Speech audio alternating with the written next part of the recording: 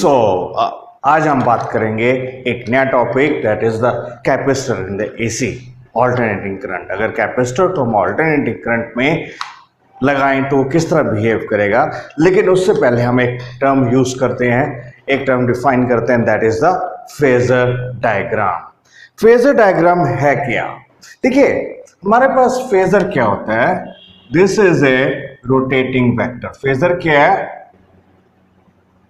Phasor is a rotating vector या it is a vector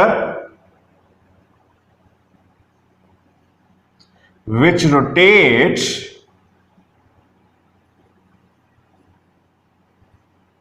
about the origin।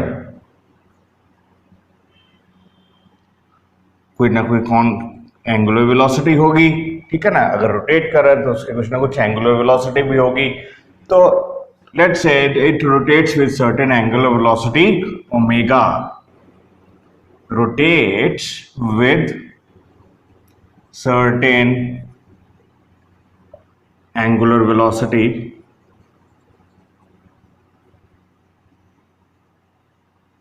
Omega.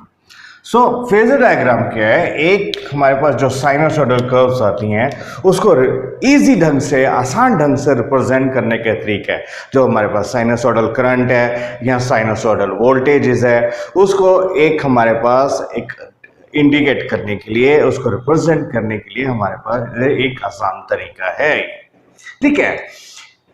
दो current और voltage में कितना फेज डिफरेंस है, कितना एंगुलर सेपरेशन है, फेजर डायग्राम से बड़ा इजीली हम डिपिक्ट कर सकते हैं, ठीक है। अब देखिए इसमें होता क्या है, अगर हमारे पास कोई भी एक साइन कर्व है ना, लेट्स से हमारे पास कोई भी लेट्स से करंट फ्लो कर रहा है या टाइम के अकॉर्डिंगली किसी सर्किट में करंट फ्लो कर रहा है, साइनसॉइडली आ गया, इस तरह करंट रिप्रेजेंट फ्लो कर रहा है, ये हमारे पास आ गया। यहां पर हमारे पास टाइम कितना आ गया, t/4 है ना। तो this is t/2, this is 3t/2 and this is full cycle time आ गया। तो दैट मीन्स इसके कॉरस्पॉन्डिंग हमारे पास कुछ ना कुछ एंगल की वैल्यू तो होगी। अगर हम एंगल की बात करते हैं तो यहां हमारे पास कुछ ना कुछ एंगल होगा, राइट। जैसे t/4 पर हमारे पास कितना एंगल होता है, दिस इज 90 डिग्री, ठीक है ना। यहाँ π/2 आ गया, t/2 के कॉरस्पॉन्डिंग हमारे पास कितना एंगल आएगा, पाई आएगा, राइट। अब इस जो साइन कर्व है इसको हम इजी ढंग से किस तरह रिप्रेजेंट कर सकते हैं about this x and y, right. ये उसी ढंग से है जैसे हमने साइंस SHM पढ़ा था, उसमें क्या पढ़ा था कि अगर एक सर्कल, अगर कोई ऑब्जेक्ट सर्कल में घूम रहा है तो उसके हमने प्रोजेक्शंस देखी थी, वाई डायरेक्शन में प्रोजेक्शन क्या है या एक्स डायरेक्शन में प्रोजेक्शन क्या है। लेट्स से अगर हम बात करते हैं कि लेट्स से अगर कोई चीज इस तरह रोटेट कर रही है, राइट, सर्कल में रोटेट कर रही है, तो यहाँ पर हमारे पास इस साइड पर x था, इस साइड पर हमारे पास y था। तो टाइम के अकॉर्डिंगली यहां अगर हम देखें, इधर हमारे पास टाइम है, इधर हम बात करते हैं y कोऑर्डिनेट की। लेट्स से t = 0 पर ऑब्जेक्ट कहां पर है, यहां पर है, ठीक है। कुछ टाइम बाद यहां पर आ गया, उसके बाद हम मान लेते हैं कुछ टाइम बाद यहां पर आ गया, राइट। सो दिस, उसके बाद यहां हमारे पास मान लो t = 0 है, this is t = 1, t = 2, t = 3 second पर हमारे पास ऑब्जेक्ट यहीं आ गया, t = 4 सेकेंड पर हमारे पास ऑब्जेक्ट यहाँ है, उसके बाद हमारे पास t = 5 सेकेंड पर ऑब्जेक्ट यहाँ है, राइट। और 6 सेकेंड पर हम मान लेते हैं ऑब्जेक्ट यहाँ था, यहाँ 7 सेकेंड पर यहाँ आ गया, और वापस 8 सेकेंड पर यहाँ वापस अपनी जगह। अगर हम यहाँ हम क्या प्रेजेंट करते हैं, देखिए एक ये सर्कल रेडियस है ना, लेट्स से ये लाइन है, ये पेन है, इस तरह कॉन्टिन्यूसली रोटेट कर रहा है, इस तरह, राइट, इस तरह रोटेट कर रहा है। तो उसके कॉरस्पॉन्डिंग y की वैल्यू चेंज हो रही है, यहाँ y की वैल्यू t इक्वल 2 पर कुछ और है, y इक्वल टू यहाँ पर हमारे पास y की वैल्यू t इक्वल 3 सेकंड पर कुछ और है, 4 सेकंड पर y की वैल्यू 0 हो गई, 5 सेकंड पर y की वैल्यू हमारे पास माइनस में आ गई और 6 सेकंड पर हमारे पास वैल्यू यहाँ पर आ गई ना। तो इस तरह हमने एसएचएफ में भी पढ़ा था। तो वहां पर हमने क्या देखा था कि let's say this is 0 1 2 3 4 5 6 7 8 like this, right? So t is equal to 0 पर y की वैल्यू 0 है, right? t is equal to 1 second पर y की वैल्यू कितनी आएगी, देखिए t is equal to 1 second पर y की वैल्यू इतनी आ गई, ये आ गई, 2 सेकेंड पर y की वैल्यू ये आ गई है ना, 3 सेकेंड पर y की वैल्यू इतनी आ जाएगी, ये आ गई, राइट? एंड 4 सेकेंड पर y की वैल्यू 0 हो गई, 5 सेकेंड पर y की वैल्यू यहां पर आ गई, ठीक है ना, और 6 सेकेंड पर y की वैल्यू ये आ गई, 7 सेकेंड पर वापस यहां आ गए x। तो ये हमने देखा था कि y की वैल्यू टाइम के अकॉर्डिंगली चेंज हो रही है। तो ये हमने कहा था कि जो y है, y की पोजीशन, y जो वेरी कर रहा है विद टाइम, या y oscillates about the origin, है ना। So that means it becomes a sine curve, right? ये हमारे पास हमने कहा था y is equal to r sine omega t, वे r क्या है, ये मैक्सिमम वैल्यू या रेडियस ऑफ दिस लेंथ है ना। जो y आ गई this is instantaneous value, r यहाँ पर हमारे पास मैक्सिमम वैल्यू आ गई, ये हमारे पास ओमेगा टी एंगल आ गया। फॉर एग्जांपल इसके कॉरस्पॉन्डिंग यहाँ हमारे पास ओमेगा टी की वैल्यू π/4 आ गई, यहाँ पर ओमेगा टी की वैल्यू हमारे पास π/2 आ गई, लाइक इस तरह के, है ना। तो यही हमारे पास अगर हम बात करें in terms of angle, so this becomes π/2, this becomes pi, this becomes 3, ये आएगा हमारे पास pi, this is 3π/2 and this becomes 2π like this। अब देखिए अगर कोई चीज घूम रही है, सर्कल में घूम रही है, उसके y की प्रोजेक्शन को हम इस तरह रिप्रेजेंट कर सकते हैं, और इसी ढंग से हमने cos की रिप्रेजेंटेशन की थी। तो अब फेजर डायग्राम में क्या है, इस चीज को इस ढंग से रिप्रेजेंट करना है। यहां हमने कोई चीज घूम रही है, जैसे रेडियस घूम रहा है, ये लेंथ वायर घूम रही है, इस तरह वायर घूम रही है, लेंथ घूम रही है, उसकी y किस तरह चेंज हो रहा है, उसको हमने इस तरह वेव फॉर्म में रिप्रेजेंट किया। x किस तरह चेंज हो रहा है, उसको हमने वेव फॉर्म में रिप्रेजेंट किया, राइट? एक कर्व में रिप्रेजेंट किया। अब इसी चीज को आपने वापस इस तरह रिप्रेजेंट करना है, तो वो हमारे पास क्या आ जाता है, that is the phasor diagram. अब देखिए अगर हम बात करें, this is the value of current signal है, ठीक है ना। तो हमारे पास मान लीजिए ये π/2 पर हमारे पास देखनी है कि यहाँ पर इस π/2 की वैल्यू को किस तरह रिप्रेजेंट करना है। तो यहाँ से कितना एंगल बनाओ, 90 डिग्री। तो हमारे पास यहाँ से एक 90 डिग्री तक तो आ गए, लेकिन ये वैल्यू इसको कॉरस्पॉन्डिंग यहाँ पर कट करें, देखिए ये वैल्यू आ गई, इस तरह हमने घुमाया तो हमारे पास एक वैल्यू आ गई, ये आ गई। लेकिन अगर हमने इस चीज को रिप्रेजेंट करना है तो हमारे पास क्या आएगा, ये आ जाएगा। तो यहाँ इंटरसेक्शन आ गई, सो दैट मीन्स यहाँ से लेके यहाँ तक एक हम फैक्टर ड्रॉ करेंगे, एक एरो हेड ड्रॉ करेंगे। तो ये एरो हेड रिप्रेजेंट कर रहा है this value, right? So this value represents that, this arrowhead represents the value of this current at कितने एंगल पर, हमारे पास π/2 पर, right? ये आ गया। अगर हमने कोई भी एंगल देख लो, ये हमारे पास एंगल आ गया, this is let's say π/4, 45 degree के कॉरस्पॉन्डिंग हम देखते हैं। तो इस तरह क्या करेंगे, तो हम क्या करेंगे, यहाँ पर एक 45 डिग्री पर इस तरह बना लेंगे, ठीक है, ये आ गया, राइट? एक लाइन आ गई। अब यहां से देखो, ये एक हमारे पास यहां से पैरेलल लाइन आ गई, यहां पर जो ये पैरेलल लाइन इस रेडियस को कट कर रही है, तो ये यहां पर, तो ये हमारे पास ये आ जाएगा, दैट मीन्स ये जो वैल्यू है, इस करंट की इस वैल्यू को हम इस फेजर के साथ रिप्रेजेंट कर रहे हैं, राइट। ये देखिए, ये इस तरह सर्कल में घूम रहे हैं हम, एक फेजर डायग्राम, फेजर क्या है, रोटेटिंग वेक्टर एक सर्कल में घूम रहे हैं। तो यहां पर जो ये लेंथ आएगी, ये वाली लेंथ और ये वाली लेंथ तो सेम है, तो दैट मीन्स जो ये मैग्नीट्यूड होगा फेजर का, या हमारे पास जो ये लेंथ होगी फेजर की, वो क्या इंडिकेट करेगी, this is the maximum value of the current. So ये हमारे पास क्या आ गया, this is the length of the phasor, length of phasor. और हम बात करें मैग्नीट्यूड की, इसकी वैल्यू कितनी है, तो मैग्नीट्यूड ऑफ द फेजर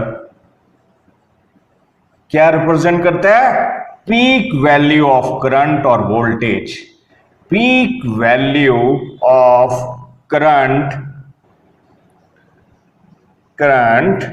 और वैसे वोल्टेज ये रिप्रेजेंट करते हैं। अब ये हमारे पास ये एंगल कितना आ गया, यहाँ π/4 है, तो ये वाला एंगल आएगा, this angle represents the phase, this is π/4 here. और जनरली इसको हम किस तरह लिखेंगे, ओमेगा इंटू टी। कोई भी अगर आर्बिट्ररी देखें तो π/4 की जगह पर कोई भी एंगल हो सकता है, उसको हम किस तरह रिप्रेजेंट करेंगे, दिस ओमेगा टी। अब दूसरी चीज, यहां जो रिप्रेजेंटेशन थी, this is the instantaneous value, है ना, यहां पर जो करंट की ये इंस्टेंटेनियस वैल्यू है, दैट मींस इस फेजर की यहां पर कुछ ना कुछ प्रोजेक्शन होगी, वाई डायरेक्शन में जो प्रोजेक्शन होगी, ये प्रोजेक्शन हमारे पास, ठीक है। तो यहां पर ये इस तरह आ गया, इसकी प्रोजेक्शन डालें तो इतनी वैल्यू आएगी। ये जो प्रोजेक्शन है वो क्या रिप्रेजेंट करेगा, इंस्टेंटेनियस वैल्यू, इस वैल्यू को वो रिप्रेजेंट कर रहे हैं। The projection of the phasor on the y axis क्या रिप्रेजेंट करेगा, instantaneous value of the current और द वोल्टेज। तो ये हमारे पास क्या आ गया, दूसरी चीज आ गई,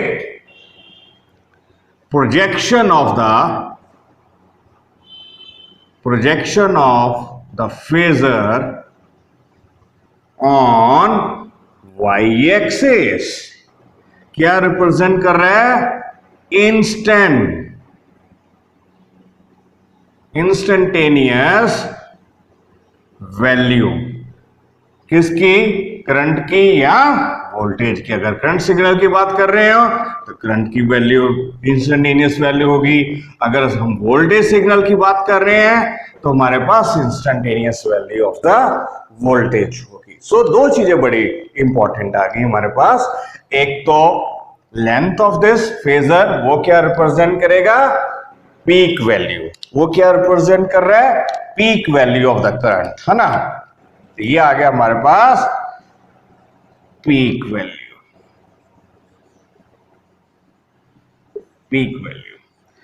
यहां पर हमारे पास क्या आ गया, इंस्टेंटेनियस वैल्यू, प्रोजेक्शन जो आ गई यहां पर, ये प्रोजेक्शन है। इस तरह हम कुछ भी बना सकते हैं। लेट्स से अगर हम बात करें ये एंगल की, सो ये इसका एंगल इस पॉइंट, इस कॉरस्पॉन्डिंग, तो हमारे पास किस तरह घूमेंगे, दिस इज लाइक दिस, ये हमारे पास π/2 हो गया, फिर हमारे पास पाई आ गया। अब वो एंगल हमारे पास पाई और π/2 के बीच में है, तो हमारे पास इस तरह आ जाएगा ना यहाँ पर, और यहां से हम देखेंगे एक पैरेलल लाइन आएगी, ठीक है ना, तो ये आ जाएगा। तो ये हमारे पास इस इंस्टेंटेनियस वैल्यू को इस फेजर के साथ रिप्रेजेंट करेंगे, ये आ जाएगा, राइट, ये आ जाएगा। तो यहां पर हमारे पास ये लेंथ तो सेम है, ये हमारे पास क्या आ गया, मैग्नीट्यूड आ गया। यहां पर जो इंस्टेंटेनियस वैल्यू है वो देखिए नीचे को आ गई, नेगेटिव वाई है, तो यहां पर जो इंस्टेंटेनियस वैल्यू है वो हमारे पास नेगेटिव वाई की। इस तरह हम पूरी एक वेव फॉर्म को, साइनोसॉइडल वेव को, पूरी साइनोसॉइडल वेव को एक सिंगल वेक्टर जो कि रोटेट कर रहा है ओरिजिन के अबाउट, उससे हम रिप्रेजेंट कर सकते हैं। इस तरह अगर हमारे पास करंट सिग्नल होगा और वोल्टेज सिग्नल होगा, दोनों को कंपेयर भी कर सकते हैं, राइट, वो हम करते हैं। इसमें रेजिस्टेंस में देखा था हमने, रेजिस्टेंस में क्या कहा था कि करंट और voltage they are in same phase, right. अब देखिए उस चीज को हम किस तरह रिप्रेजेंट कर सकते हैं, एक बार ध्यान से देख लीजिए फिर आगे करते हैं। हमारे पास क्या है कि हमने रेजिस्टेंस की बात की थी, उसमें हमने कहा था current and voltage they are in same phase. तो करंट का सिग्नल हम इस तरह बना लेते हैं, लेट्स से ये हमारे पास करंट सिग्नल है, राइट, और ये हमारे पास करंट सिग्नल आ गया, राइट, ये हमारे पास करंट सिग्नल आ गया, आई आ गया। और इस वोल्टेज वो थी जो हमारे पास सेम फेज में ही थी, वोल्टेज हमारे पास इस तरह की, लेट्स से ये आ गई। अब यहां इसके ये हमारे पास वोल्टेज सिग्नल आ गई। अब हमने करंट सिग्नल और वोल्टेज सिग्नल के कॉरस्पॉन्डिंग हमने फेजर डायग्राम बनानी है, लेट्स से ये आ गया हमारे पास, ठीक है। तो मान लीजिए ये हमारे पास आर्बिट्रेरी कोई भी एंगल मान लीजिए, ये हमारे पास कितना आ गया एंगल ओमेगा टी, ठीक है। सो यहां पर हम कुछ ना कुछ एंगल बना लेंगे, ये आ रहा हमारे पास एंगल आ गया, this angle is omega t, right, ये हमारे पास एंगल आ गया। अब हमने करंट को रिप्रेजेंट करना है, तो हमारे पास क्या आएगा, यहां से एक लाइन सीधी ड्रॉ कर लीजिए, राइट, यहां पर ये लाइन को, रेड लाइन को जहां कट कर रही है, तो यहां से लेके यहां तक हमारे पास एक एरो हेड बना लिया। तो ये एरो हेड रिप्रेजेंट कर रहा है करंट सिग्नल को, so this represents the current signal, ठीक है ना। अब इसकी ये जो प्रोजेक्शन है, वाई एक्सिस पर जो प्रोजेक्शन है, ये वैल्यू आ गई, ठीक है, ये value projection. So this projection represents the instantaneous current represent कर रहा है, ठीक है ना।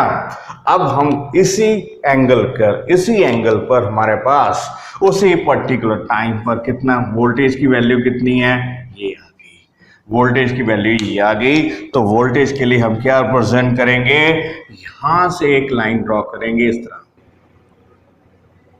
यहां से यहां तक, है ना।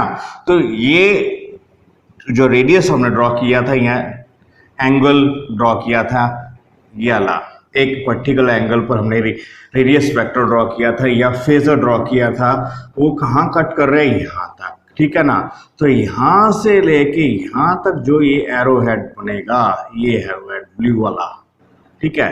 तो ये फेजर, ब्लू फेजर क्या रिप्रेजेंट कर रहे हैं, this represents the voltage signal, right. अब यहां पर जो हमारे पास प्रोजेक्शन आ गई, इसकी projection along this y axis, तो ये हमारे पास instantaneous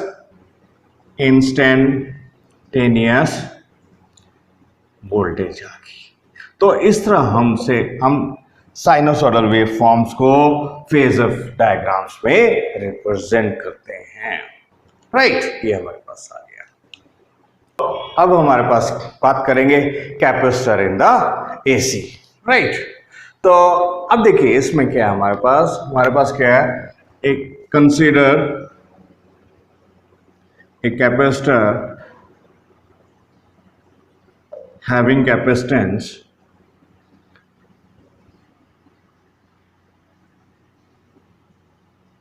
C connected across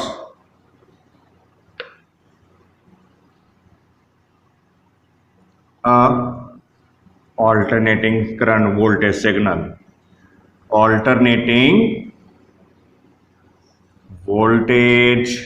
signal, right. ये हमारे पास एक कैपेसिटर आ गया, जिसकी कैपेसिटेंस कितनी है, C है, इसके अक्रॉस हमने एक वोल्टेज सिग्नल लगा दिया, ऑल्टरनेटिंग वोल्टेज। तो वोल्टेज की वैल्यू क्या है, V sin omega t, right. So this is a capacitor in the alternating circuit. जब ये पॉजिटिव सिग्नल आया, तो ये अगर हम पॉजिटिव सिग्नल की बात कर रहे हैं, तो करंट इस डायरेक्शन में फ्लो करेगा, आई, तो ये हमारे पास पॉजिटिव बन जाएगा, ये हमारे पास नेगेटिव बन जाएगा, ठीक है। ये नेगेटिव आ गया, ये पॉजिटिव आ गया। अब हम किरचॉफ्स लॉ यूज करते हैं इसके क्रॉस। देखिए किरचॉफ्स लॉ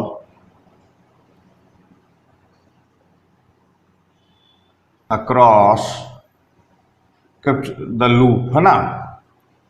तो लूप लॉ यूज करेंगे तो क्या आएगा, तो यहां हम बात करते हैं इस कैपेसिटर के क्रॉस कुछ ना कुछ वोल्टेज आ गई, let's say this is VC. तो अगर पॉजिटिव से नेगेटिव आ रहे हैं तो हमारे पास वीसी आ गया। कैपेसिटर के क्रॉस वोल्टेज वैल्यू वेरी करेगी तो हम वीसी स्मॉल वीसी लिख लेते हैं ना। तो यहां से पॉजिटिव से नेगेटिव, यहां से हमारे पास नेगेटिव से पॉजिटिव जा रहे हैं तो minus cap V sine omega t, वापस वहीं पहुंच गए, यहीं पहुंच गए जहां से शुरू किया था। तो total voltage sum of all the voltage across the loop is always zero. तो हमारे पास क्या आ गया, voltage across the capacitor is V sine omega t. लेकिन हमने क्या चीज देखनी है, हमने करंट की वैल्यू देखनी है। लेकिन कैपेसिटर के क्रॉस हम कहते हैं कि इट स्टोर्स द चार्ज, तो हमारे पास क्या आता है, C is equal to Q by V, और किसी भी टाइम पर चार्ज की वैल्यू आएगी C इंटू वी सी, है ना। तो हमारे पास यहाँ आएगा V C. So this is the definition of the capacitance. अगर हमने ये वी सी की वैल्यू अगर यहां सब्स्टिट्यूट कर दें तो चार्ज क्रॉस, चार्ज क्या आ जाएगा कैपेसिटर का cross, this is CV sin omega t, right? So this is the maximum value of the charge. अब देखिए जो चार्ज है यहाँ पर किस तरह वेरी करेगा, this varies sinusoidally। चार्ज की वैल्यू साइनसॉइडली ही वेरी करेगी, जैसे वोल्टेज सिग्नल वेरी कर रहा है उसी अकॉर्डिंगली हमारे पास चार्ज की वैल्यू चेंज होगी।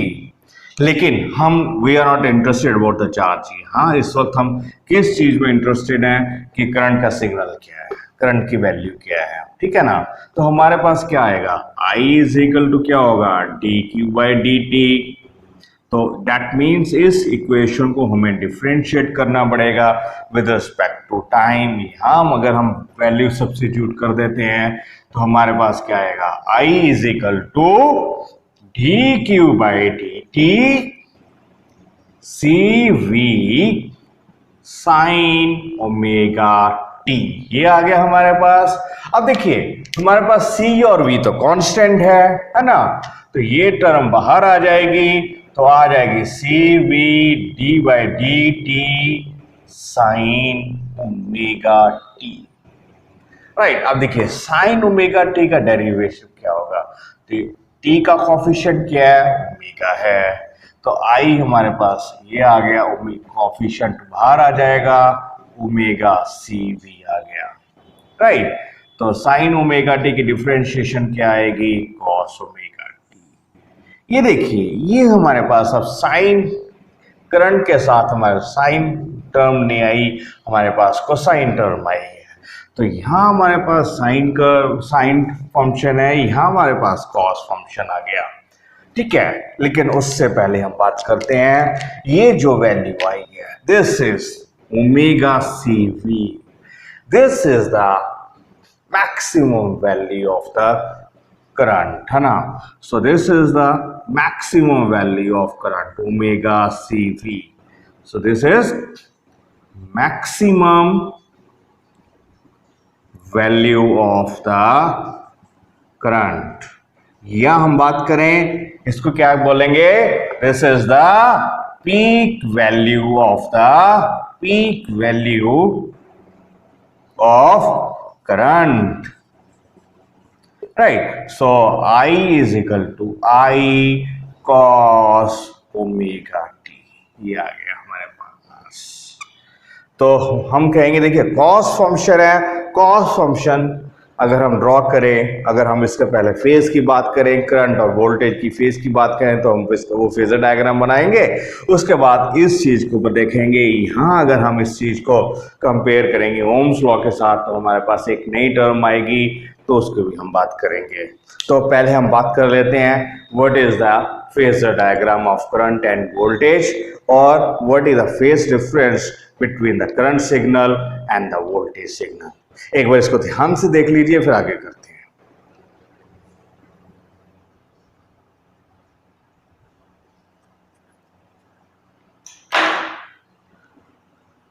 अब देखिए हमारे पास क्या है, voltage is V sin omega t and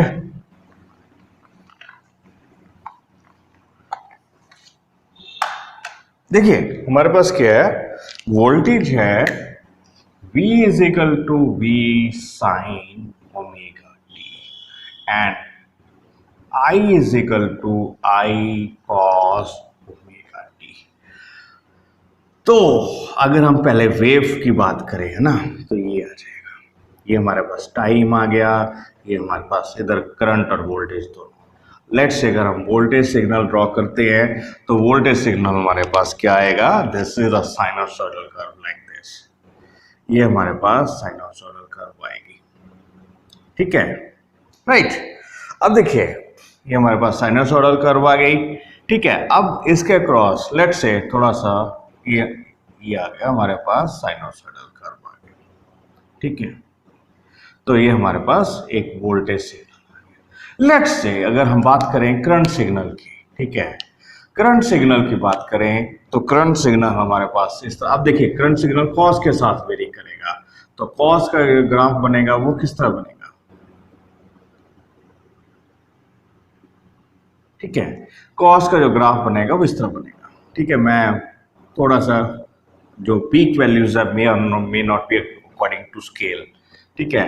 तो यहाँ से हम शुरू करते हैं पीछे से ना, तो यहाँ से हमारे पास t इक्वल टू 0 पर आई की वैल्यू मैक्सिमम आएगी, ये आ जाएगा, ये आ जाएगा, इस तरह जाएगा, इस तरह जाएगा, तो ये हमारे पास एक करंट सिग्नल आ गया, ठीक है। तो ये हमारे पास एक करंट सिग्नल आ गया रेड वाला। अब देखिए पहली बात, तो अगर हम यहां से भी देखें तो हम कहेंगे कि जो वोल्ट कॉस वेव है, cos is always leading the sine, है ना, cos is always leading the sine, कितना कितना एंगल से लीड करती है, दैट इज द π/2। तो हम इस चीज को किस तरह लिख सकते हैं, हम बात करते हैं कॉस ओमेगा टी को हम लिख सकते हैं साइन ओमेगा टी प्लस π/2। तो हम बात करेंगे कि I is equal to I sine omega T plus π/2। जब कॉस आ गया तो कॉस हमेशा साइन से 90 डिग्री आगे ही रहता है। तो हम यहां पर हम बात करेंगे कि current is leading the voltage by 90 degree, right. Current is, तो इंपॉर्टेंट पॉइंट क्या आ गया हमारे पास, current is leading the voltage by π/2, ठीक है ना। तो यहां से शुरू होता है, दैट मीन्स पीछे से शुरू करते हैं ना, ये आ गया हमारे पास। तो अब देखिए हमारे पास दूसरी चीज, अब इसकी फिर से डायग्राम देख लेते हैं, ठीक है। अब देखिए हमारे पास क्या आएगा, ये हमारे पास कुछ यहां मान लीजिए, तो ये रीजन। अब यहां हम देख रहे हैं कि इस पर्टिकुलर पॉइंट पर देखें,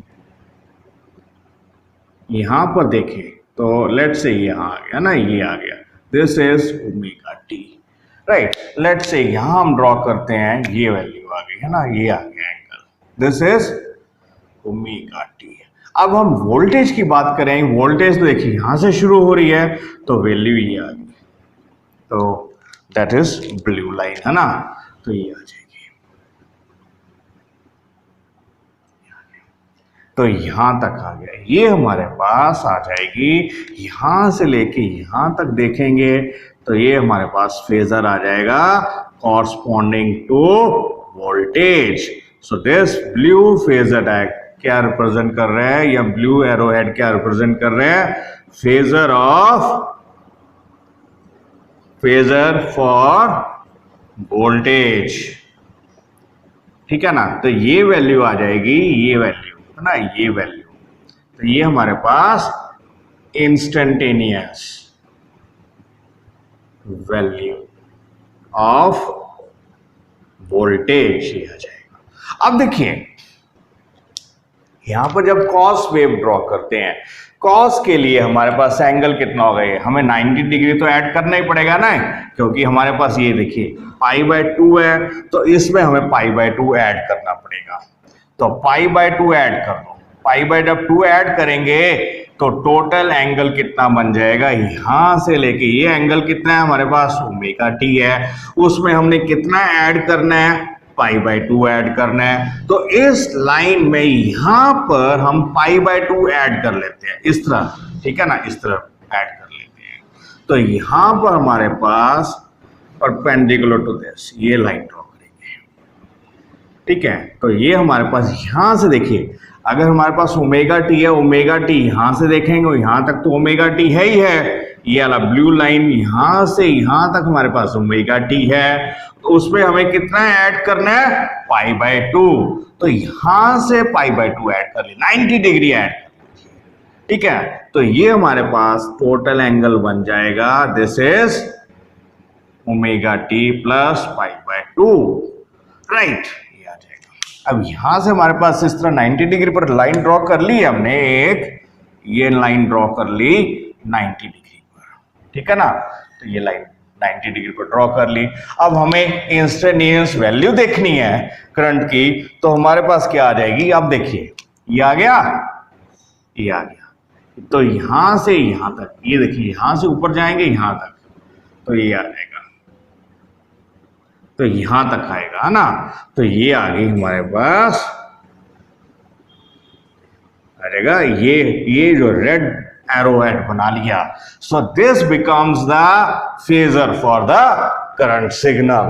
तो यहां हमें यहां से देखना है, ω t यहां तक तो ही है, उसे 90 डिग्री आगे घूम गए, ω t प्लस 90 डिग्री। तो ये हमारे पास ये जो फेजर है, this phasor represents the current signal, right. ये हमारे पास आ गया।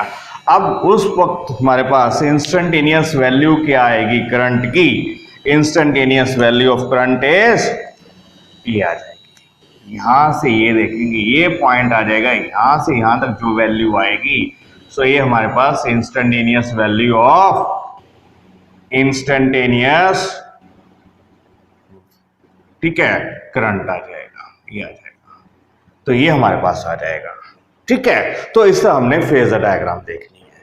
तो यहां देखिए, यहां ω t है, उसमें π/2 ऐड कर। सो वोल्टेज के लिए हमारे पास कितना एंगल है, ω t है, यहां से यहां तक ω t आ गया। करंट के लिए हमें उससे 90 डिग्री आगे को घूमना है, बढ़ाना एंगल ना, 90 डिग्री आगे को घूमना है। तो ये हमारे पास करंट की corresponding phasor diagram end voltage के कॉरस्पॉन्डिंग फेजर डायग्राम आ गई in case of the capacitor.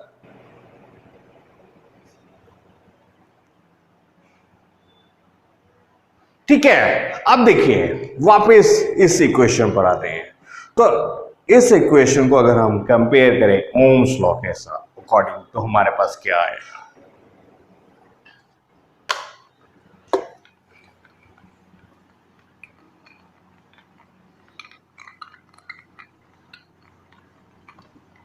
तो हमारे पास क्या है, I is equal to I is omega C, ये आ गया ना, ओमेगा सी बी, ठीक है। लेट्स से अगर हम देखिए, अगर हम इस इक्वेशन को कंपेयर करें ओम्स लॉ के साथ, तो हमारे पास ओम्स लॉ क्या था, देखिए V is equal to I R था। तो यहां हमारे पास देखिए, ये हमारे पास क्या थी, रेजिस्टेंस थी। दिस वाज द रेजिस्टेंस, है ना, opposition to the flow of charge. Resistance that is opposition to flow of charge. That means एक फिक्स वैल्यू थी। अगर टेम्परेचर कांस्टेंट है तो ये हमारे पास फिक्स वैल्यू है। लेकिन यहां पर अगर हम देखें तो इस इक्वेशन को देखें, V is equal to I by omega C, या V is equal to 1 by omega C into I आ गया। तो ये हमारे पास जो वैल्यू है ओमेगा सी। तो यहां पर ये जो ओमेगा है, omega is the angular frequency, that means v is equal to 1/2 pi f into C. ये आ गया है ना।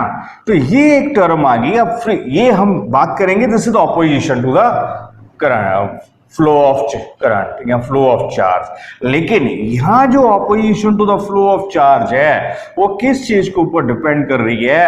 फ्रीक्वेंसी पर। ये जो टर्म आ गई तो हम इसे भी हम कहेंगे this is the opposition to the flow of charge. इस टर्म को ब्रैकेट में है, ठीक है, ठीक है। तो opposition to the flow of charge. But important क्या है, यहां पर हमारे पास ये फिक्स वैल्यू थी। अगर टेम्परेचर कांस्टेंट था, रेजिस्टेंस हमारे पास एक फिक्स वैल्यू थी, है ना।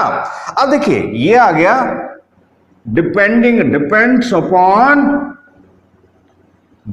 Upon the frequency. तो ये जो opposition to the flow of charge है, जो फ्रीक्वेंसी डिपेंडेंट है, तो this is known as the reactance. तो अब हम रेजिस्टेंस की जगह पर हमारे पास एक नई टर्म क्या आ गई? रिएक्टेंस। तो यहां हम कैपेसिटर की बात कर रहे हैं तो कैपेसिटिव रिएक्टेंस आ जाएगी। सो this is the capacitive reactance, right. So this is the frequency dependent opposition to the flow of charge या frequency dependent resistance होगी। frequency dependent opposition to the charge, opposition to current या flow of charge, एक ही बात है ना। Flow of charge से current. अब इसको हम रिप्रेजेंट करते हैं, आर से नहीं रिप्रेजेंट करते, इसको हम एक्स से रिप्रेजेंट करते हैं। अगर कैपेसिटिव रिएक्टेंस है तो सबस्क्रिप्ट सी डाल देंगे, तो this X C. So this is a capacitive reactance is 1/ओमेगा सी, और we can write V is equal to X C into I. ये हमारे पास आ जाएगा, ठीक है ना। तो अब देखिए XC क्या आ गया? Capacitive reactance. तो यहां पर अगर हम सिंपल R की बात कर रहे हैं तो वो हमारे पास रेजिस्टेंस आ जाएगी।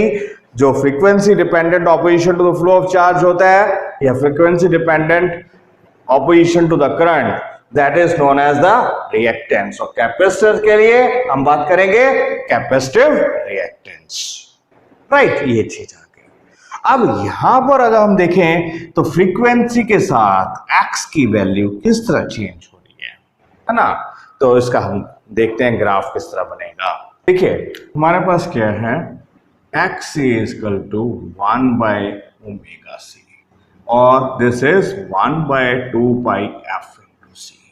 अब देखिए अगर हम बात करें इस तरह तो ये हमारे पास फ्रीक्वेंसी आ जाएगी, इस तरह हमारे पास एक्स की ठीक है, ये आ गया। अब देखिए अगर हम डीसी सिग्नल लगाते हैं फॉर द डायरेक्ट करंट,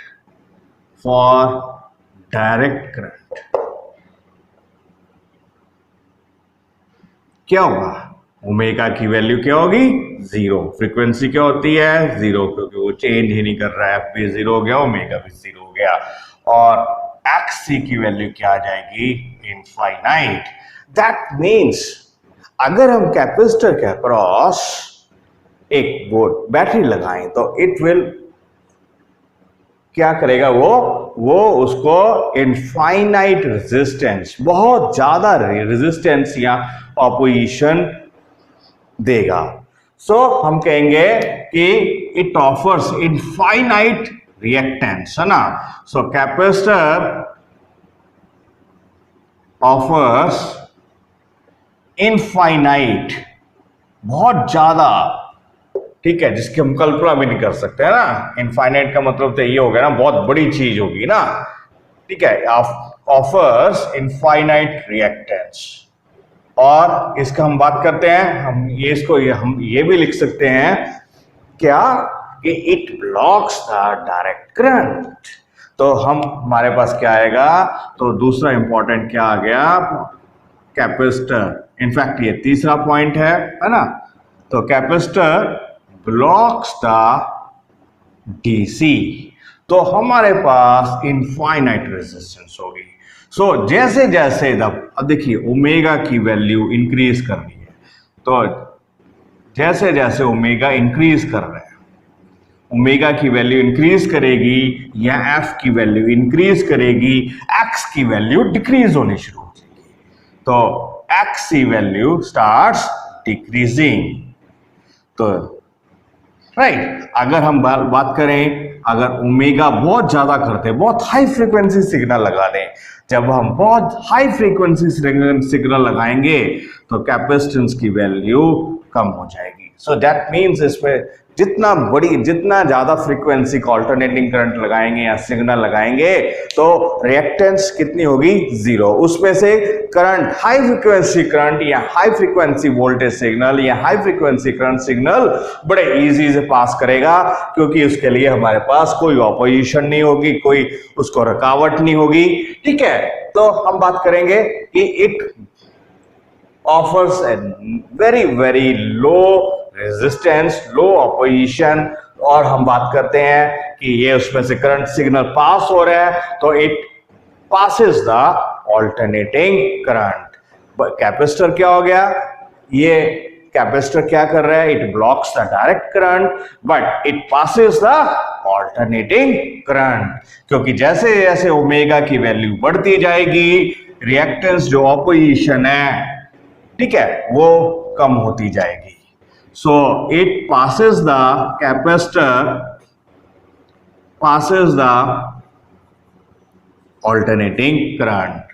तो आप देखिए, तो 0 पर रिएक्टेंस इनफाइनाइट हो जाएगी, और जैसे जैसे एफ की वैल्यू इंक्रीज कर रही है, एक्सी की वैल्यू डिक्रीज करेगी, तो हमारे पास इस तरह का एक ग्राफ बन जाएगा, and this is known as the rectangular hyperbola।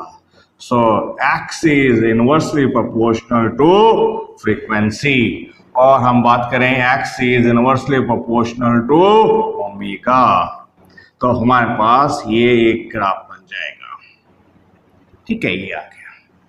ठीक है, सो इस तरह एक कैपेसिटर के अक्रॉस अगर ऑल्टरनेटिंग करंट लगाएंगे तो इस तरह बिहेव करेगा।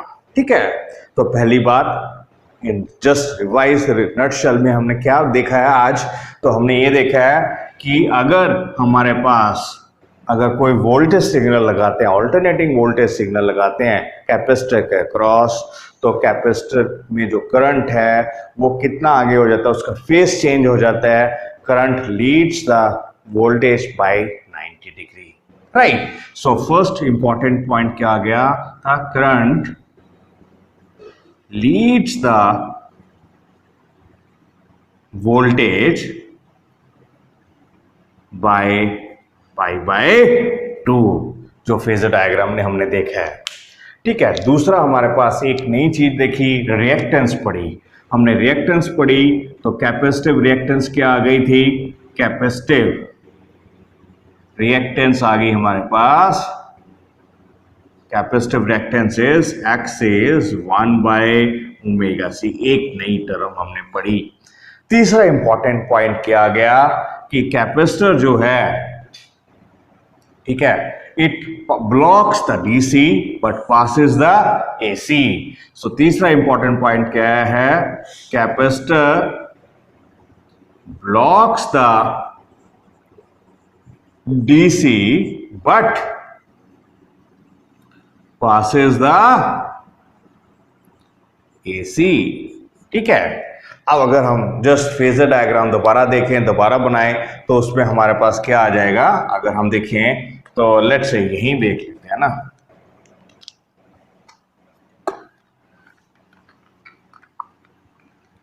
तो हमारे पास अगर ये आ गया वोल्टेज सिग्नल, ये आया था वोल्टेज सिग्नल V, है ना, तो इधर टाइम चेंज हो रहा है।